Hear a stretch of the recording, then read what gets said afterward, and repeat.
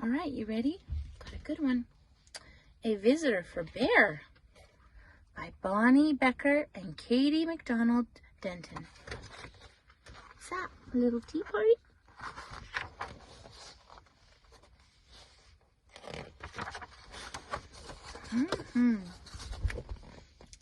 No one ever came to Bear's house. It had always been that way, and Bear was quite sure he didn't like visitors. He even had a sign, "No visitors." Bear, folding up their apron. One morning, Bear heard a tap, tap, tapping on his front door. Oh, wonder who that could be. When he opened the door, there was a mouse, small and gray and bright-eyed. "No visitors allowed," Bear said, pointing to the sign. "Go away." He closed the door and went back to the business of making his breakfast. Look at Grumpy Bear sending that poor little mousie away. He set one cup out and one spoon.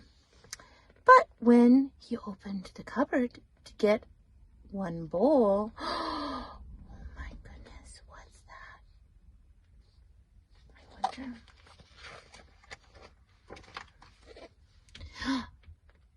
There was a mouse, small and gray and bright-eyed. Yikes! Look at the little mousie in the cupboard. "I told you to leave," cried Bear. "Perhaps you could have just a spot of tea," said the mouse. "Out!" commanded Bear. "Oh, sorry," said the mouse. "I'll be going now." Look sad. Bear showed him to the door and shut it firmly.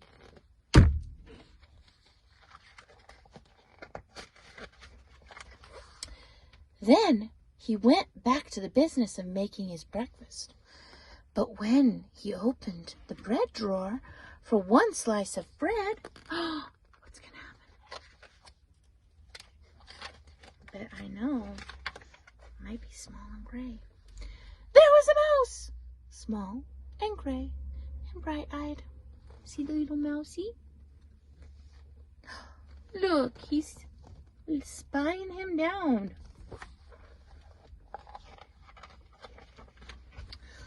"Unbelievable," mumbled Bear. "Away with you, vamoose!" "I do like a bit of cheese," said the mouse. Bear pointed a rigid claw toward the door. "Get out." "Yes, here I go," said the mouse. "Farewell." And the mouse whisked out the door. I wonder if the mouse will stay gone. This time, Bear shut the door very firmly and locked it tight. He locked the windows, too, for good measure. Then, once again, he went back to the business of making his breakfast. But when he opened the fridge to get one egg, you know what it's going to be. Who's he going to see? Mouse! There was the mouse, small and gray and bright-eyed, of course. "Be gone!" roared the bear. Look at him. You can see the back of his uvula. He's yelling so loud. That crazy loud bear. "A crackling fire," ventured the mouse. "This is impossible, intolerable, insufferable," cried Bear, shaking with anger and disbelief. "Terribly sorry," murmured the mouse. "Now you see me, now you don't. I am gone." And the mouse looked very, very sorry indeed. And while he waited for Bear to unbolt the door and let him out again. This time before he went back to the business of making his breakfast, Bear shut the door very, very, very firmly, locked it, boarded the window shut, stopped up the chimney, and plugged the drain in the bathtub. Is there any way Mouse can get in? I guess we'll see. Carefully, Bear set about the business of making breakfast. He opened the cupboard, no mouse. Ah! He opened the bread drawer, nothing. Where? Where's Mousie? Is Mousie really gone now? He opened the fridge, mouse free. Yes, indeed. He lifted the lid to the tea kettle. Not a mouse. Not in there.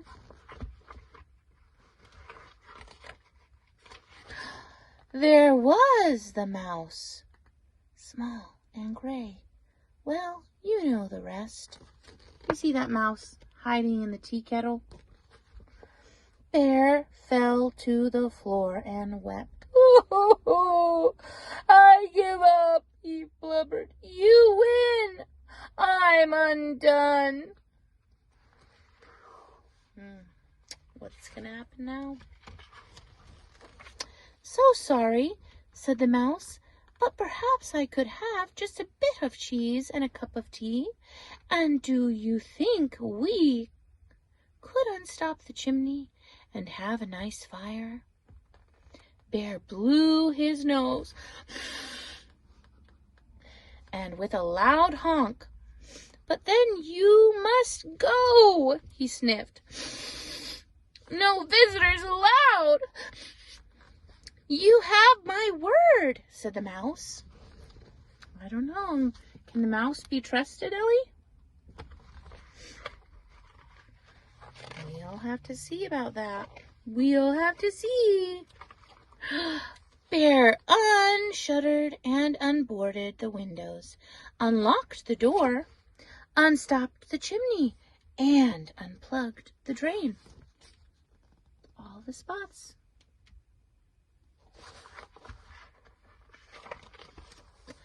He brought 2 plates out with cheese and 2 teacups, and he made crackling fire in the fireplace for 2 sets of toes. The mouse warmed his feet and nibbled and sipped, and Bear did too.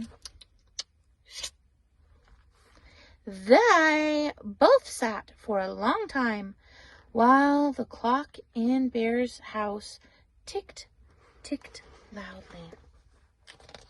Do you see them sipping their tea and relaxing? Bear cleared his throat. The mouse looked most attentive. No one had ever been most attentive to Bear. "The fire is nice," Bear announced. "Lovely," said the mouse. No one had ever said Bear's fire was lovely before. I can do a headstand, said Bear. "A very impressive," "Oh, so very impressive," exclaimed the mouse. "Look, Bear's showing him his cool headstand." Bear told a joke. The mouse laughed. And he laughed heartily. No one had ever laughed at Bear's jokes before. Bear began to think of another joke to tell. The mouse set down his teacup. Bear quickly lifted the teapot. "There's plenty more," he said. "So sorry," said the mouse. "Most kind, but I must be on my way." "Really? You needn't go," said Bear. "I am off," said the mouse, springing up from his chair. "Wait," said Bear. But the mouse stepped out the door. "Toodle-doo," said the mouse. Uh-oh, his friend is leaving. Now he's going to be lonely again. Don't go!" wailed Bear, throwing his body across the path. "But I gave you my word," said the Mouse, pointing at the "No Visitors Allowed" sign. See? "Not for friends?" asked the Mouse, small and gray and bright-eyed. Bear nodded. The Mouse's bright eyes glowed, brighter than ever, and Bear smiled. He welcomed him back in. "Do you like 1 lump or 2?" said Bear, most politely. "I like 2," said the Mouse, and the Bear agreed. 2 sugar lumps it is, for tea for 2. The end.